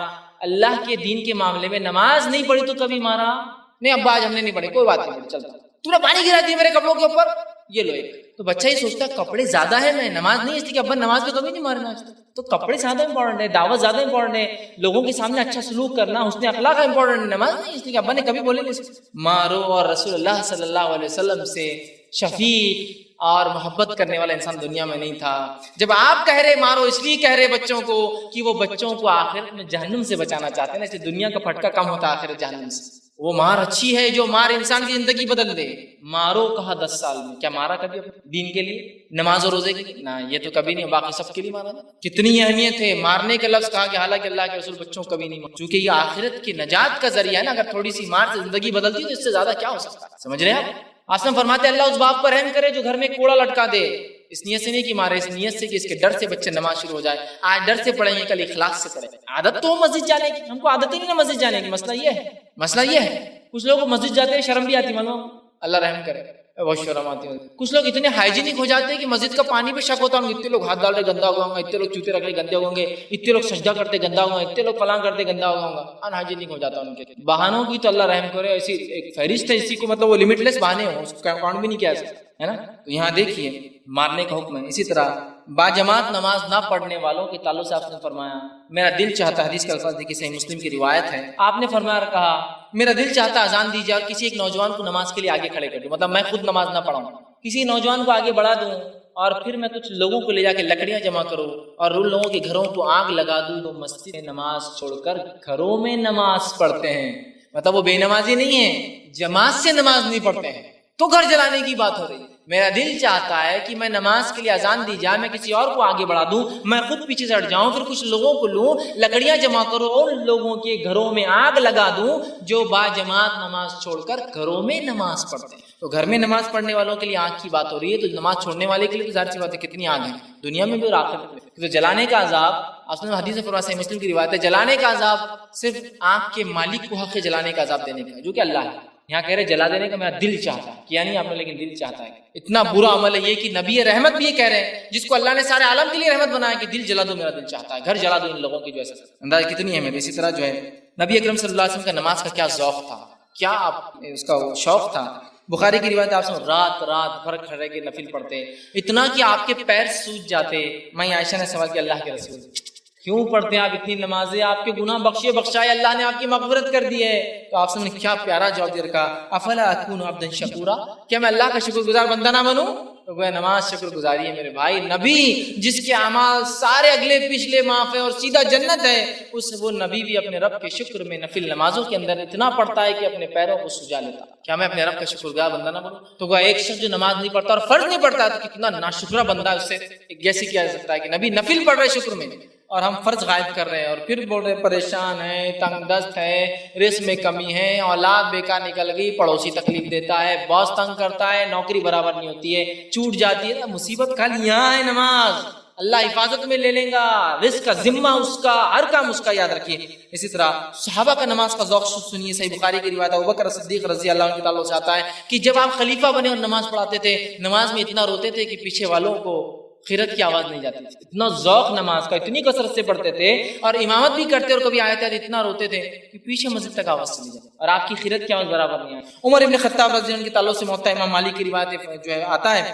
کیا فرمایا کرتے تھے، تمہارے کاموں میں سے سب سے زیادہ اہمیت میرے نزدیک جس کام کی وہ نماز ہے، جو شخص اپنی نماز کی حفاظت کرے گا تو جو ہے اور اس کو دیکھ بھال کرے گا وہ اپنے پورے دین کی حفاظت کرے گا، اور جو نماز کو ضائع کرے گا وہ باقی تمام چیزوں میں بدرجہ اولا اس کو ضائع کرے گا۔ یہ حدیث کا ایک طرح سے مفہوم ہے جو پچھلا رقم ہے، وہ حدیث سیم ریپیٹ کیا، جس نے نماز پڑھی وہ بدرجہ اولا انسان اچھا ہے، جس نے چھوڑا وہ دنیا کے کام میں تو بہت ہی سست بیکار انسان۔ یہ عمر بن خطاب رضی اللہ عنہ نے انس بن مالک رضی اللہ عنہ کے تعلق سے آتا ہے، جب آپ بخاری کی جب نماز پڑھتے اور سجدے اور قیام کرتے تو ایسا لگتا لوگوں کی نماز شاید بھول گئے کہ نماز میں اتنے لمبے کرتے کہ پیچھے کھڑا ہونے لگتا شاید بھول گئے آپ، مطلب شاید یاد نہیں رہا کیا کر رہے ہیں یا گڑبڑ ہو گئی تو سوچ رہے بھی کیا کروں، اتنی لمبی لمبی نمازیں پڑھتے ہیں۔ اسی طرح جو عبداللہ بن جبیر رضی اللہ عنہ کے تعلق سے آتا ہے کہ بات میں جب آپ نماز کے لیے کھڑے ہوا کرتے تو ایسا لگتا کچھ ستون کالم ہوتا ہے نا کھڑا، اتنی دیر دیر کھڑے ہوتے، مطلب ایک آدمی آ رہا کام کر رہا جا رہا کر رہا تو عبداللہ بن جبیر کھڑے ہی ہے، لیکن جیسے کالم کھڑا ہوتا ہے نا ایک جگہ، آپ کبھی بھی وہیں کھڑا ہے، پورے عرب جزیرے کے سب سے مالدار ترین انسانوں میں سے،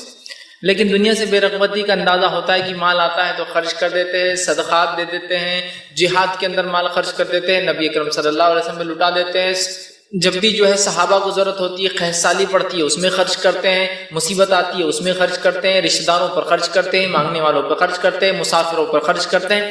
یہ دنیا سے بے رغبتی تھی، مطلب انہوں نے ہوڑ نہیں کی، پیسہ لے کر جمع کرتے نہیں رہے کہ اس کو خوب خوب خوب جمع کرو اور اس کے بعد جو میں فلاں کے لیے کروں گا، بلکہ پیسہ تھا، دنیا بہت تھی، اس کا حلال استعمال بھی کیا، لیکن اس کے باوجود اس کو صرف خرچ کرتے تھے، اس کے لیے زندگی نہیں گزارتے تھے۔ اور آج ہمارا معاملہ کیا ہے، ہم صرف اور صرف دنیا کے لیے زندگی گزارتے، بے رغبتی ہمارے کسی عمل سے ظاہر نہیں ہوتی۔ اب دنیا سے بے رغبتی کا معنی یہ نہیں کہ اچھے کپڑے کو انسان نہ پہنے، لیکن دنیا سے بے رغبتی کا معنی ہے کہ میں دین اسلام پر چلوں، جس کی وجہ سے ہو سکتا ہے اچھے کپڑے پہننا مجھے چھوڑنا پڑے، وہ ایک الگ چیز ہے، سمجھ رہے ہیں؟ تو اللہ نے مال و دولت مختلف لوگوں کو مختلف دی ہے۔ اسلام یہ چاہتا ہے کہ ہم دنیا کے لیے کچھ نہ کریں بلکہ آخرت کے لیے سب کچھ کریں، جو کچھ کر رہے آخرت کے لیے، سمجھ رہے ہیں؟ جیسے کہ مال کے لیے رشتے توڑے جاتے ہیں، مطلب دنیا کے لیے رشتے توڑے جاتے ہیں، دنیا کے لیے ایک دوسرے سے منہ موڑ لیا جاتا ہے، دنیا کے لیے ایک دوسرے سے فساد، جھگڑے اور جو ہے جنگ کی جاتی ہے۔ ہمیں اسلام اس کی اجازت نہیں دیتا، ہمیں صرف اور صرف ہر عمل آخرت کے اعتبار سے کرنا چاہیے۔ جب انسان ہر عمل آخرت کی کرتا ہے وہ خود بخود دنیا سے منہ موڑنے والا بن جاتا ہے، اور یہ کام تبھی ہو سکتا ہے جب ایک انسان کے اندر اللہ کا تقوی، اللہ کا ڈر اس کے دل میں، یہ بڑی اہم بات ہے، یاد رکھیے، بڑی اہم چیز ہے۔ اور نبی اکرم صلی اللہ علیہ وسلم کی خود تعلیم، صحابہ کی تعلیم، اور دنیا سے بے رغبت جو لوگ تھے اور مسکینی کی زندگی جس نے گزاری، ان کی فضائل بھی اتنے آتے ہیں حدیث کے اندر۔ ایک روایت میں آتا ہے، آپ صلی اللہ علیہ وسلم فرمایا غریب مسکین لوگ مالدار لوگوں سے 500 برس پہلے جنت میں چلے جائیں، 500 ایئرز بیفور۔ 500 برس بہت بڑا وقفہ ہوتا ہے، اور آخرت کے اعتبار سے بات ہو رہی ہے۔ پوچھے گا کیوں؟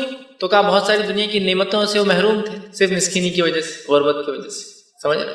اسی لیے اللہ کے رسول غربت کی زندگی کے لیے، مسکینی کی زندگی کے لیے خود دعا کرتے، اللہ مجھے مسکین رکھ اور آخرت میں مسکینوں میں اٹھا، اور میرا فیصلہ مسکینوں کے ساتھ کر۔ یہ دنیا سے بے رغبتی کی علامت ہے، ورنہ نبی ہونے کے ساتھ تو آپ کی ہر دعا قبول ہو رہی۔ آپ آسمان سے چاہتے تو سونا اتارتے، چاندی اتارتے، اچھے اچھے کھانے اور پینے سب کچھ کر سکتے تھے، لیکن آپ نے جو ہے دنیا سے بے رغبتی اختیار کی۔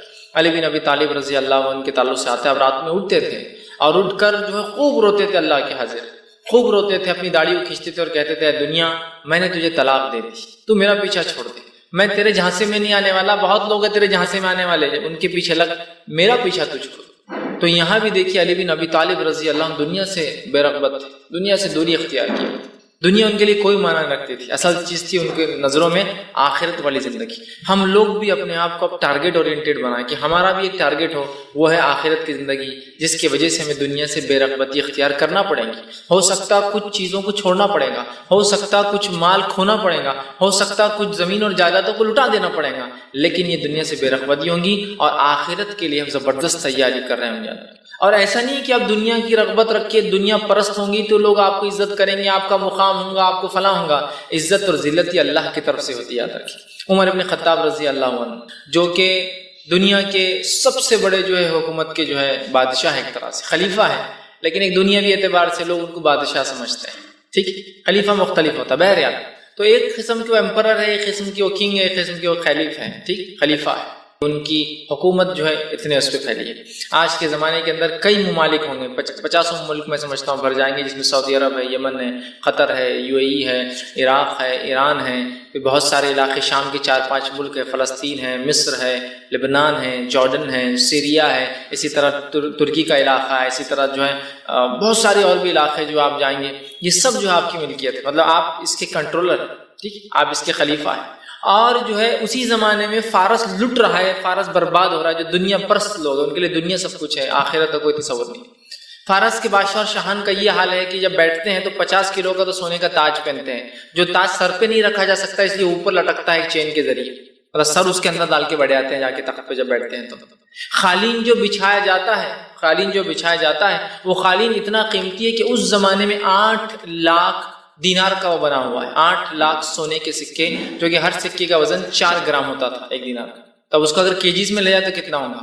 اس کا ایک قالین ہے جس پر وہ چلتے ہیں، سیاہسن جو ہے سونے اور چاندی کا بنا ہوا ہے، یہ ان کی حالت ہے۔ اور اسی وقت اسی زمانے میں عمر بھی، ان کی تو حکومت ختم ہو رہی ہے، عمر بھی ایک جو ہے زمین کا خلیفہ ہے، ایک زمین کا جو ہے بادشاہ ایک طرح سے، اور عمر سے ملنے کے لیے ایک جو ہے سفیر، ایک ان کے پاس ایک شخص نمائندہ مدینہ آتا ہے، اور مدینہ آ کر جو ہے وہ تلاش کرتا ہے کہ امیر المومنین عمر ابن خطاب کا محل کہاں ہے۔ لوگ کہتے ہیں ہمارے بادشاہ کا، خلیفہ کا محل نہیں ہوتا ہے، خلیفہ ایک پیورلی پبلک سرونٹ ہوتا ہے، یاد رکھیے، مطلب پبلک سرونٹ کی جو اصطلاح ہوتی ہے پیورسٹ سینس میں صرف خلیفہ اس کے اندر آتا ہے اور اسلامی حکومت کے نمائندے آتے ہیں۔ بہرحال تو کہا اس کا محل وحل نہیں ہوتا ہے، تو کہا کہاں ملیں گے؟ تو کہا وہاں مسجد ہے، وہاں مل جائے گا، مسجد نبوی۔ مسجد نبوی میں گئے، جانے کے بعد دیکھے تو مسجد نبوی میں کوئی انسان نہیں، ایک شخص ہے جو سو رہا ہے اور کروٹ لیے ہوئے، آڑ مطلب اپنے سیدھے ہاتھ پہ سو رہا ہے، اور اس کے کپڑوں پر پیون لگے ہوئے، پیچز لگے ہوئے، سلے ہوئے۔ اب یہ نمائندہ کہتا ہے کہ اب کوئی نہیں، تو اس سے پوچھتے بھائی کہاں ہے تمہارا بادشاہ، کہاں ہے تمہارا امیر؟ اٹھاتا ہے اور کہتا ہے کہ عمر ابن خطاب کہاں ملیں گے؟ تو وہ شخص جو اٹھتا ہے کہتا ہے کہ کہو کیا کام ہے مجھ سے تم؟ وہی مسلمانوں کا خلیفہ، وہی مسلمانوں کا بادشاہ، وہی ہے عمر جو اتنے بڑے جو ہے زمین کا 2 لاکھ مربع میل زمین کا اکیلا مالک ہے، اور اس کی حالت دیکھی کہ وہ پھٹے ہوئے کپڑوں میں مسجد میں ایک عبادت گاہ کے اندر جو ہے سو رہا ہے آرام سے۔ سفیر بات چیت کرتا ہے، لیٹر پہنچاتا ہے، واپس بادشاہ کے پاس جاتا ہے اور کہتا ہے بادشاہ سلامت۔ ابھی جنگ شروع نہیں ہوئی تھی عمر بن خطاب کی، لیکن کچھ علاقے تو مسلمان لے چکے تھے فارس کے، پرشین امپائر کی۔ جا کر رپورٹ پیش کرتا ہے اپنے بادشاہ کا، بادشاہ سلامت، ہم کبھی بھی جو ہے عمر کے خلاف فتح نہیں پا سکتے۔ کہا کیوں؟ اس لیے کہ وہ لوگوں کا چہیتا ہے، وہ تو لوگوں میں چلتا اور پھرتا ہے، اس کا تو کوئی محل نہیں ہے، اس کی تو حفاظت کے لیے کوئی نہیں ہے، تمہارا تو معاملہ یہ کہ تمہاری حفاظت کے لیے آدھی فوج لگی ہوئی رہتی، بھانجا قتل کر دے گا، بھتیجا قتل کر دے گا، بڑا بھائی قتل کر دے گا، چھوٹا بھائی قتل کر دے گا، راستے والا مار دے گا. چونکہ یہ وہ لوگ ہوتے ہیں جو لوگوں کے چنے ہوئے لوگ نہیں ہوتے، یہ وہ لوگ ہوتے ہیں جو لوگوں کے سر پر سوار ہو جاتے ہیں. اس لیے آپ دیکھیے لوگوں میں فرق، جو لوگوں پر سوار ہوتے ہیں اور جو لوگوں کے چنندہ ہوتے ہیں، دونوں میں فرق رہتا ہے. لوگوں پہ سوار لوگوں کو ہمیشہ اپنی حفاظت کی ضرورت پڑتی ہے، اور لوگوں کے چنندہ لوگ جو ہے ہمیشہ لوگوں مقبول اور گھومتے اور پھرتے ہیں، جس کی پچھلے کئی زمانوں پہلے تک بھی کچھ مثالیں ہم دیکھ سکتے ہیں. ہندوستان کے اندر بھی ایسے میں نے دیکھا جو چیف منسٹرز تھے کچھ اسٹیٹ کے، جو اپنی ٹو ویلر پہ گھومتے تھے، عام گاڑیوں پہ جا کر چائے پیتے تھے. ایسے بھی لوگ گزرے، اس لیے کہ وہ لوگوں کے چہیتے تھے، وہ لوگوں کے ریئل ریپرزینٹیٹیو اور نمائندے تھے. جب لوگوں پہ لوگ سوار ہو جاتے ہیں تو لوگ ان کے قتل کی منصوبے بناتے ہیں. تو کہا تمہیں تو تمہاری جان کے لالے پڑے ہیں، وہاں تو عمر لوگوں میں اٹھتا اور بیٹھتا اور سوتا اور کھاتا اور پیتا ہے. ایسی قوم سے ہم لڑ ہی نہیں سکتے جو اتنا چاہتی ہے اپنے لیڈر کو، اپنے بادشاہ کو، اپنے خلیفہ کو. تو عمر دنیا سے بے رغبت انسان ہے. اللہ نے دنیا اتنی دے رکھی ہے کہ اسی کو امتحان، لیکن عمر بے رغبت ہے، کوئی رغبت نہیں عمر کو دنیا کی. یہی صحابہ کا معاملہ. ابوبکر صدیق رضی اللہ عنہ کا معاملہ لے لے، جب آپ خلیفہ بنے تو جب کام کرتے تھے، ایک مرتبہ فیصلے کے لیے کچھ لوگ آئے تو کہا میں ابھی ایک چیز بیچ کے آتا ہوں. عمر بن خطاب نے کہا تم خلیفہ ہو مسلمانوں کے اور بیچنے جا رہے ہو، اپنا خود کا بزنس کرتے ہو چھوٹا موٹا، کچھ ہم کو کرنا پڑے گا تمہارے لیے. تو کہا پاؤ بکرا تمہارے لیے طے کرتے ہیں کہ ہم روز دیں گے، ٹھیک، اور کچھ دینار اس کے عوض طے ہوئے کہ یہ ڈیلی آپ کو دیا جائے گا. ابوبکر صدیق نے کہا میرا خاندان بڑا ہے، پاؤ جو ہے بکرے سے میرا کچھ نہیں ہونے والا ہے، کھانے کے لیے مطلب یہ دیں گے تھوڑا پیسہ. تو کہا آدھا طے کرتے ہیں، تو کہا آدھا بھی بہت کم ہو جائیں گے، خاندان بڑا ہے. تو کہا پھر پون طے کرتے، تو کہا ٹھیک 3/4، مطلب 3/4 اینیمل ڈیلی دیا جائے گا کھانے کے لیے جو ہوگا، اور کچھ پیسے دیے جائیں گے. ابوبکر صدیق نے یوں ہی زندگی گزاری. بہت غربت کی زندگی تھی، یاد رکھیے. آپ کی بیوی نے ایک مرتبہ کہا کہ ہم مٹھائی کھائیں گے، تو کہا پیسے کہاں سے لاؤں گی؟ خلیفہ کی بیوی کہہ رہی ہے مٹھائی کھانا ہے، تو کہا پیسے کہاں سے لاؤں؟ تو ان کی بیوی نے جو روز ملتے تھے نا کچھ درہم، اس میں سے جمع کرنا شروع کیا اور مہینے کے آخر میں مٹھائی لائی. تو کہا یہ مٹھائی کہاں سے آئی؟ تو کہا وہ جو پیسے روز آتے تھے نا اس میں سے جمع کی. تو کہا اس کا مطلب پیسے اتنے زیادہ آ رہے ہیں جس میں مٹھائی آ سکتی ہے. جا کر فوراً کہا کہ عمر میرا اور وظیفہ کم کر دو، اس لیے کہ مٹھائی آ رہی ہے، اس کی ضرورت نہیں ہے. اب وظیفہ اور کم کر دیا گیا. اور جب آپ نے وفات پائی تو وفات سے پہلے ایک وصیت کر دی اور کہا کہ جب میں مر جاؤں تو جتنا پیسہ مجھے بیت المال میں سے دیا گیا ہے خلیفہ ہونے کی حیثیت سے، میری جائیداد بیچ کر سب سے پہلے بیت المال میں واپس وہ سارا پیسہ ڈال دیا جائے. جب آپ کا انتقال ہوا بیت المال میں وہ پیسہ پورا حساب کر کے واپس، چونکہ آپ 2.25 سال حکومت میں رہے، انتقال ڈالا گیا. ابوبکر عمر ابن خطاب رضی اللہ عنہ ہزاروں خطار روتے تھے اور پھر روتے روتے کہا کہ ابوبکر نے آنے والے سارے خلیفاؤں کو مصیبت میں ڈال دیا. کہ لیا تو صحیح، بتا دیا کہ جائز ہے، مرتے وقت واپس دے کر چلے گئے. اس کا مطلب یہ کہ دوسرے آنے والے خلیفاؤں کے لیے بڑی مشکل پیدا کر دیا ابوبکر نے. یہ کیسا ممکن نہیں ہوگا نا کہ ہر کوئی واپس کر سکے، ہے نا. مشکل میں ڈالے. اتنا تقوی اتنا زہد کی نہیں چاہیے کسی کا، بیت المال کا بھی نہیں چاہیے، لے لو واپس. تو دنیا سے بیزار تھے. لیکن آپ دیکھیے اللہ نے دنیا ان کو دے رکھی تھی. آج ہم دنیا ہی چاہتے ہیں جو ہم کو ملتی نہیں ہے کسی بھی حال. تو دنیا سے بے رغبتی یاد رکھیے، یہ بہت اہم چیز ہے. ورنہ دنیا کی اگر رغبت ہم دلوں میں رکھ لیں گے جیسا آج ہمارا حال ہو چکا، اللہ ہم پہ رحم کرے، تو معاملہ بڑا مشکل ہے ہمارے لیے. یاد رکھیے بہت مشکل ہے. ہو سکتا ہے یہ دنیا کی رغبت دنیا تو اچھی گزار دے ہماری، یا ہو جائے گزر جائے، لیکن آخرت کہیں نہ کہیں زبردست انداز سے ہماری مار کھا رہی ہے، زبردست انداز سے مار کھا رہی ہے. مطلب جس کو ہم انداز نہیں لگا سکتے اتنا وہ ہو رہا ہے. اور بس ہمارا سارا معاملہ صرف دنیا دنیا دنیا دنیا اور دنیا کے لیے نظر آ رہا ہے. کوئی بھی چیز دیکھیے دنیا کے لیے، آخرت کے لیے کچھ نظر نہیں آ رہا کہ بھائی یہ کس لیے، یہ پلاٹ بچی کے لیے، یہ بچے کے لیے، فلاں کے لیے، یہ اس کے لیے، اس کے لیے. آخرت کے لیے کون سا پلاٹ ہے؟ مطلب کون سی ایکٹیویٹی آخرت کے لیے؟ 60 ایئرس ہوں گی، ریٹائرمنٹ ہوگا تو پھر آخرت کا پلاٹ بھی تیار کر ہی لیں گے نا. مسئلہ کیا ہے؟ ہم تو لکھا کے آئے ہوئے کہ 60 سال تو کم از کم جینا ہی ہم نے، اور اس کے بعد کی زندگی جو ایکسٹرا ملیں گی وہ اللہ کے لیے ہم قربان کریں گے. تو میں عام زبان میں کہتا ہوں اللہ کو وہ چیز نہیں چاہیے جو چیز کو خود آپ بھی پسند نہیں کرتے. سمجھ رہے بات؟ دنیا نے بول دیا یار بیزار ہو گیا، یہ آدمی تھک گیا، یہ کام کا نہیں، اس کو چھوڑ دو. تو آپ بول رہے اللہ کے لیے میں وہ ٹائم دوں گا. پرائم چاہیے اسلام کو. بہرحال صحابہ دنیا سے بے رغبت تھے. نہ یہ کچھ واقعات آپ کے سامنے رکھتا ہوں حدیث سے، اور اس کی ترغیب کیسے نبی اکرم صلی اللہ علیہ وسلم دلائی، اس ترغیب کو بھی آپ کے سامنے رکھنے کی میں جو ہے کوشش کرتا ہوں. حدیث کے اندر الفاظ آتے ہیں، صحیح بخاری اور صحیح مسلم کی متفق علیہ روایت ہے. نعمان بن بشیر رضی اللہ عنہ فرماتے اور کہتے ہیں کہ ہم رسول اللہ صلی اللہ علیہ وسلم سے جو ہے سنا، اور نعمان بن بشیر نے اپنی دونوں انگلیاں کان کی طرف کی، مطلب میں نے خود اپنے کانوں سے یہ بات سنی ہے. وہ کہتے ہیں کہ میں نے سنا اور اپنی دونوں انگلیاں کانوں کی طرف لے گئے کہ حلال بھی واضح اور حرام بھی واضح ہے، دونوں جو ہیں کے درمیان کچھ شبہات ہیں. مطلب حلال کیا ہے بتا دیا گیا، حرام کیا بتا دیا گیا، لیکن بیچ میں کچھ باتیں جو شبہ ہے، مطلب جس میں شک ہو سکتا ہے، جو واضح نہیں کی گئی ہے تمہارے سامنے، یا آنے والے دور میں ایسے مسائل آئیں گے جو کلیئر نہیں ہوں گے تمہارے سامنے، دونوں کے درمیان شبہات ہیں۔ لوگوں کی اکثریت ان میں، جو لوگوں کی اکثریت ان کو نہیں جانتے، اکثر لوگ نہیں جانتے وہ شبہات کے بارے میں کہ کیا کیا جائے۔ بس جو کوئی شبہات سے بچ گیا تو اس نے اپنے دین اور اپنی جو ہے عزت و آبرو کو بچا لیا۔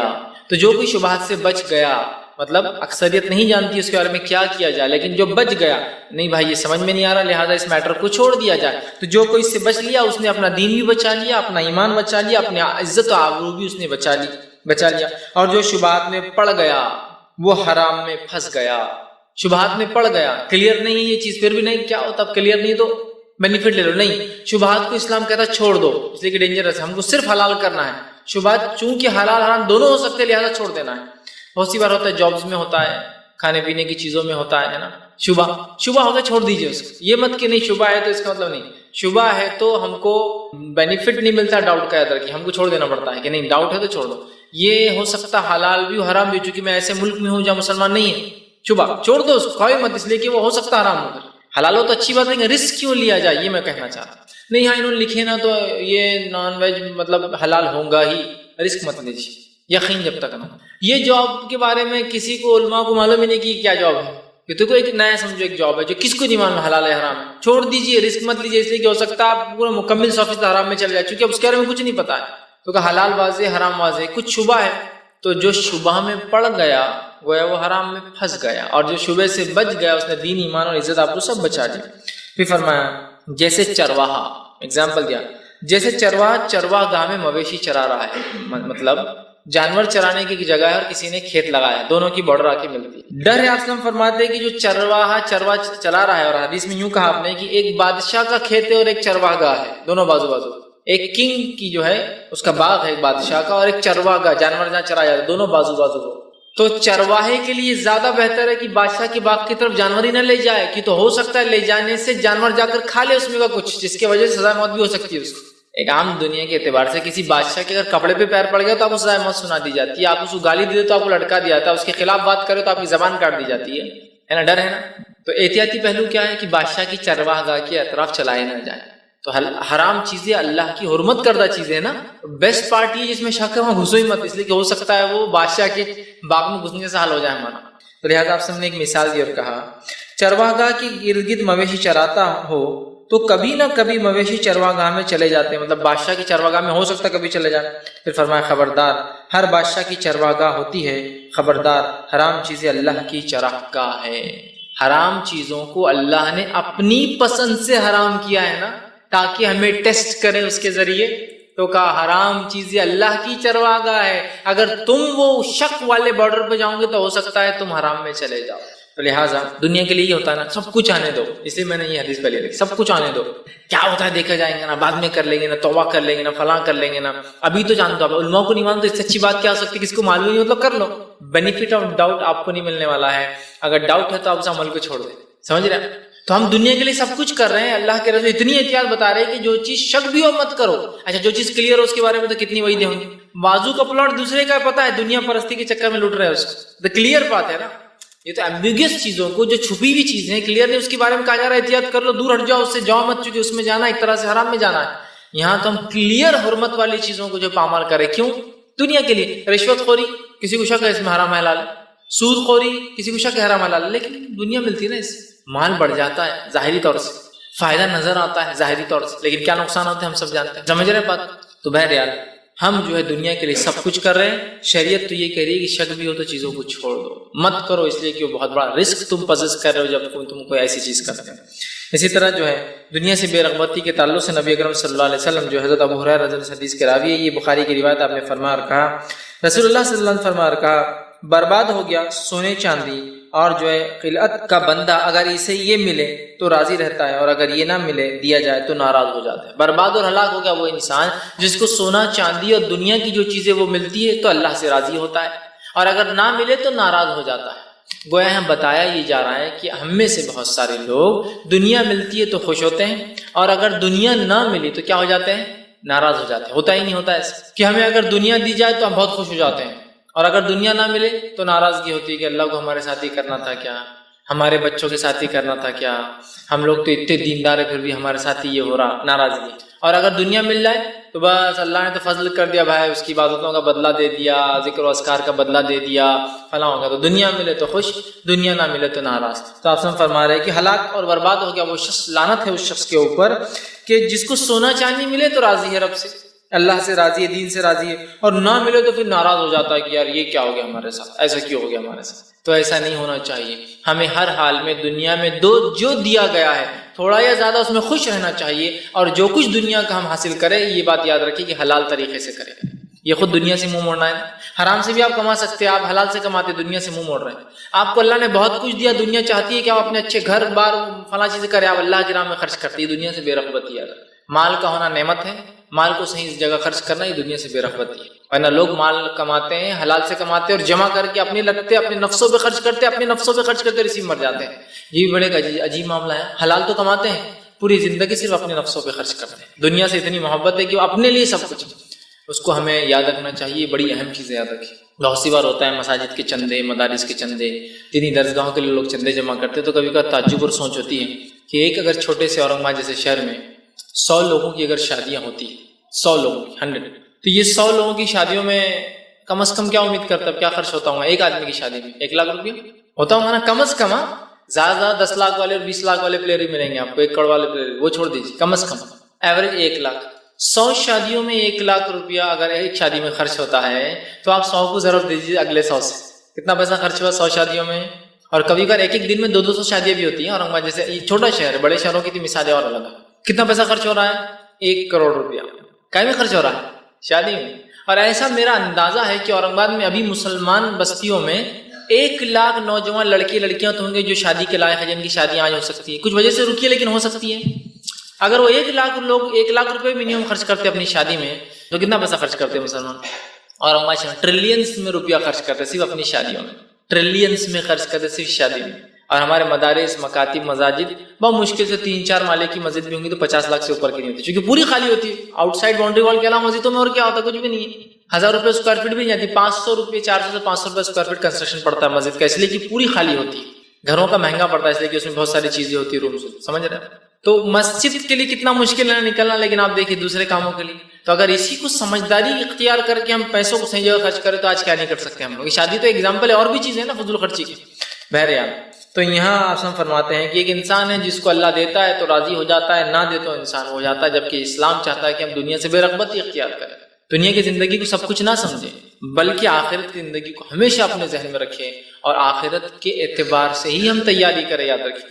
آئیے اسی طرح جو ہے ایک اور روایت صحیح بخاری کی حدیث ہے، جو حضرت عبداللہ بن عمر رضی اللہ عنہ اس کے راویوں کہتے ہیں نبی اکرم صلی اللہ علیہ وسلم نے جو ہے میرے کاندھا پکڑا اور فرمایا، آپ صلی اللہ علیہ وسلم نے آپ کا کاندھا پکڑا عبداللہ بن عمر کا، اور اس کے بعد پکڑ کر فرمایا، اے عبداللہ بن عمر، اے ابن عمر، دنیا میں ایک اجنبی یا راہ چلتے مسافر کی طرح رہنا۔ تو دنیا میں کیسے رہنا؟ ایک اجنبی کے جیسا اور ایک راہ چلتے مسافر کے جیسا۔ اجنبی دیکھیے آج اکثر بہت سارے کام جو دنیا میں کیے جاتے ہیں، کیوں کیے جاتے ہیں؟ لوگ جانے ارے کیا آدمی ہے، کیا شادی کیا، کیا گاڑی تھی، کیا بنگلہ تھا، کیا فلاں تھا، کیا یہ تھا، کیا وہ تھا۔ دوسرا مسافر کی طرح دنیا میں جو کچھ جمع کیا جا رہا ہے، کیوں جمع کیا جا رہا ہے؟ کہ لوگوں کو پتا یہ کچھ۔ تو اگر دنیا میں ایک راہ چلتے انسان کے جیسا، مسافر کے جیسا اور ایک اجنبی کی جیسی زندگی گزار۔ اور جو ہے ابن عمر رضی اللہ عنہ کہا کرتے تھے جب تو شام کرے، ان کو فرمایا جب تو شام کرے تو صبح کا انتظار مت کرنا، اور پھر فرمایا جب تو صبح کرے تو شام کا انتظار مت کرنا، اور اپنی تندرستی کے وقت اپنی بیماری کا کچھ سامان کر، اور زندگی میں موت کی تیاری کر لے۔ کیا کیا فرمایا دیکھیے آپ صلی اللہ علیہ وسلم سے، اجنبی کی زندگی گزار۔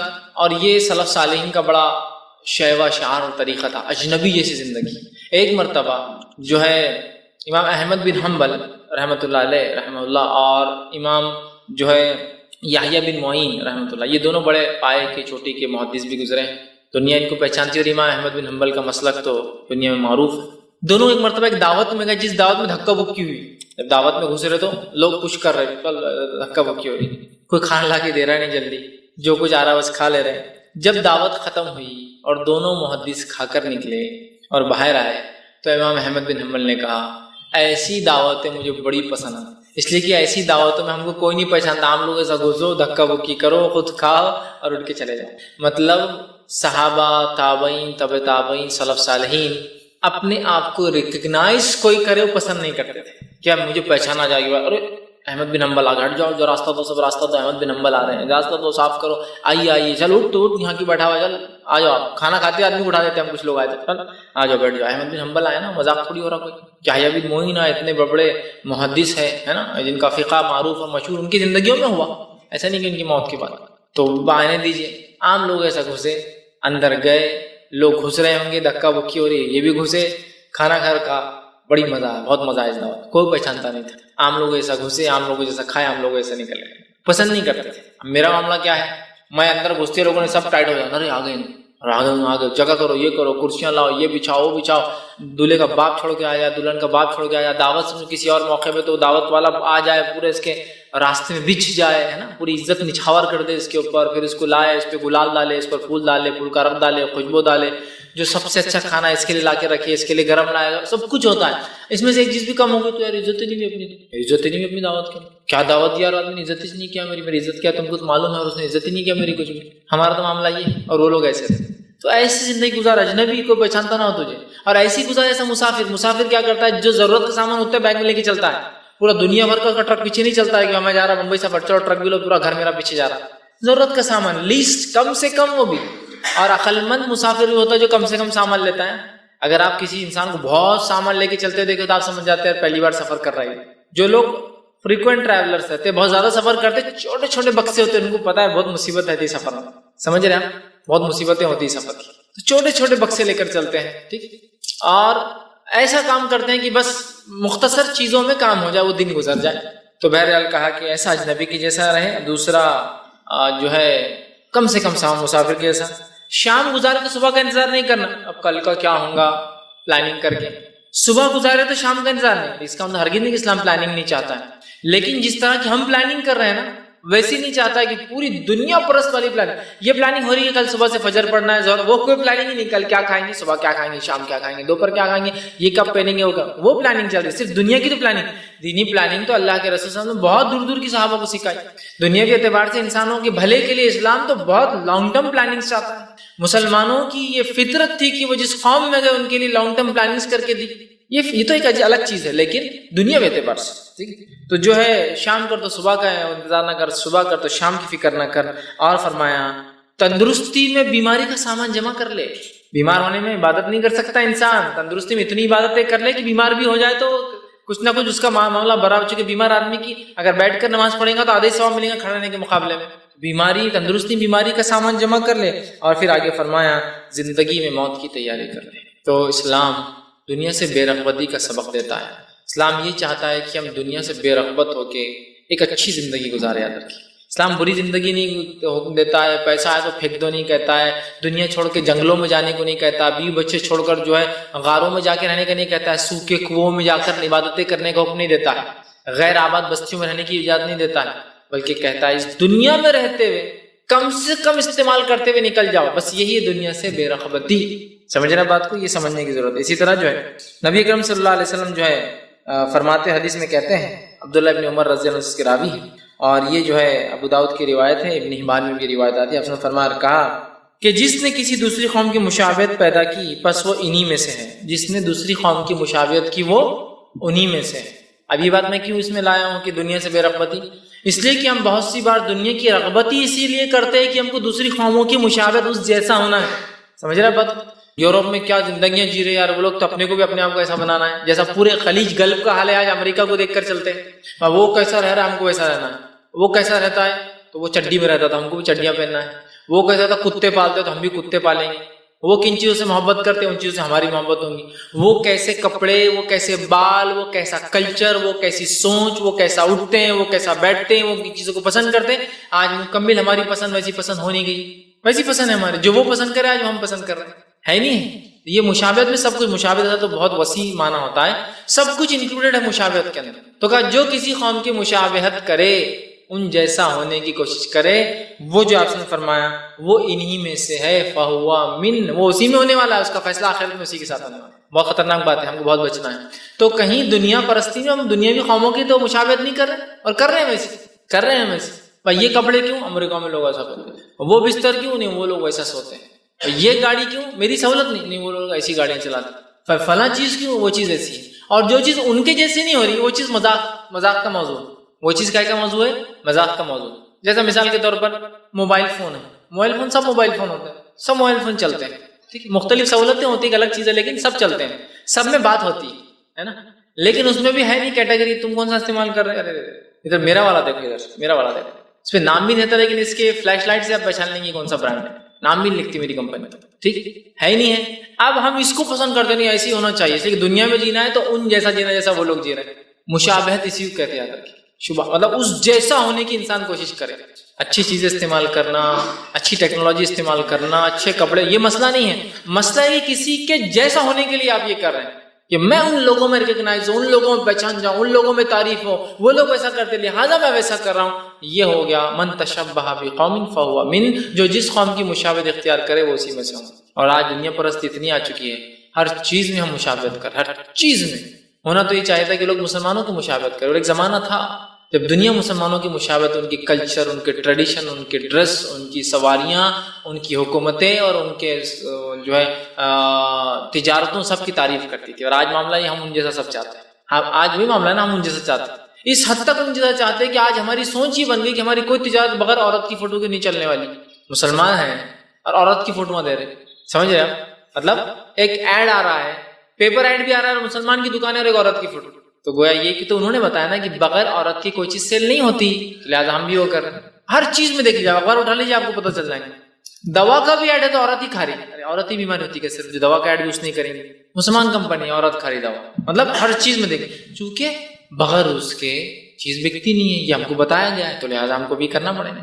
مشابہت ہر چیز آپ دیکھ لیجیے، مشابہت کا کیا معاملہ. لباس میں مشابہت دنیا پرستی کی علامت ہے، یاد رکھیے. کپڑوں میں مشابہت، ہر چیز. کون سا ایسی چیز ہے آپ سر کے بال سے لے کر پیر کے جوتوں تک مجھے بتائیے جو ہم مشابہت میں نہیں کر رہے ہیں. آج ہمارا معاملہ تو یہ، ہر عید کے اوپر ایک نیا ڈریس آپ کو ملے گا، وہ نیا ڈریس کے پورے سماج پہ نام مسلمان. کیوں؟ فلاں پکچر بہت چلی نا آپ کے، مشابہت. ارے یہ بہت چل رہے زیورات، یہ کیوں چل رہے؟ فلاں ڈرامے میں وہ ہیروئن نے یہ فلم پہن لی، مشابہت. یہ مسئلہ ہے کہ ہم اپنی سوچ سے، اپنی سمجھ سے، اپنے لباس سے، اپنے معاملات سے، اپنے حالات سے مشابہت سب ان کے ایسا کریں گے. جبکہ ایک زمانہ تو لوگ ہمارے کلچر کو فالو کرتے تھے، ہماری مشابہت کو فخر سمجھتے تھے، اس لیے کہ وہ لوگ اللہ کے لیے کام کرتے تھے، اللہ نے ان کو عزت اور مقام بھی دیا تھا. حتیٰ کہ اسپین کے اندر جب مسلمانوں کو نکالا گیا، اور 1496 کے اندر جب مسلمانوں کو پورا وہاں سے نکال دیا گیا، اور آخری جو ہے جب مسلمان نکلے، جو غرناٹا بلکہ جو گراناڈا جس کو بولتے، جو نچلا علاقہ تھا اسپین کا، اوپر سے تو کھدیڑے جاتے جاتے جاتے ایک علاقہ بچا تھا. 200 سال مسلمان آخر وہاں رہے، 1200 تقریباً 96 سے 1496. وہاں سے بھی پھر جب نکالے گئے تو جس نے انہیں نکالا اس کا نام تھا کوئن ایسابیلا. وہ ایک اسپینش جو ہے رانی تھی، اور اسپین کے 2 حصے تھے. تو پھر وہ دونوں میں جو ہے اس کی رانی تھی اور اس کا راجا تھا، دونوں کی شادی ہو گئی. شادی ہونے کی وجہ سے ناردرن اسپین پورا ایک ہو گیا، اور انہوں نے اس کے بعد مسلمانوں کو کھدیڑنا چالو کیا. اس کو ریکانکویسٹا بولتے ہیں، واپس اپنی زمینیں مسلمانوں سے لی، اور اس کو انہوں نے پاک اور صاف کیا. جب انہوں نے یہ کیا، جب مسلمانوں کو نکالا، بہرحال اس کی اسلام دشمنی تو ظاہر تھی. مسلمان جو بچے تھے ان کو تو سور چرانے پہ رکھا گیا، ان کو اسلام چھوڑنا پڑا، عیسائی بننا پڑا، اور بہت سارے بہرحال فتنے ہوئے ان کے ساتھ، یا باقی لوگوں کو قتل کر دیا گیا، جلا دیا گیا، مار دیا گیا. ٹھیک. جب وہ مری تو اس کا مقبرہ آج ہی موجود ہے وہاں، کیونکہ بہت اس کا نام ہوا کہ مسلمانوں کو کھدیڑا، اس نے 800 سال کی مسلمان حکومت کو ختم کر دیا. تو جب وہ مری تو اس کے مقبرہ جہاں بنا ہوا، اگر آپ اس مقبرے کو دیکھیں تو سارا مقبرہ مسلمان انداز سے بنا ہوا ہے.